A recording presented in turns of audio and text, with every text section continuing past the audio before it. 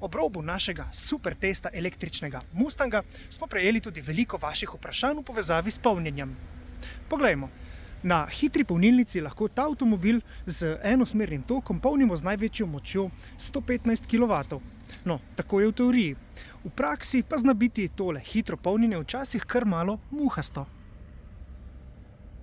No, če tokrat nekoliko zanemarimo težave, s katerimi se zaenkrat še kar pogosto srečujejo uporabniki električnih vozil, bi lahko v 10 minutah nabrali za približno 80 km vožnje električne energije. No, ampak hitro polnjenje je tisto drago polnjenje. To je tisto polnjenje, ki ga uporabljamo izjemoma.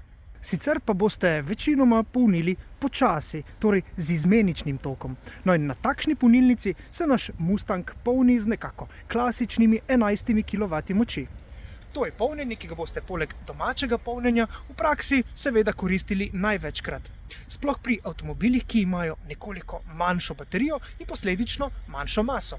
To namreč velja tudi v primeru našega supertestnega Mustanga, pri katerem gre za tako imenovano short range različico, torej različico z manjšo baterijo. No in kako vse to skupaj vpliva na porabo tega električnega avtomobila, to vam povemo v naslednjem videu. Pa še ena zanimivost. Tale tipka za končanje polnjenja in odklop polnilnega kabla je izjemno priročna.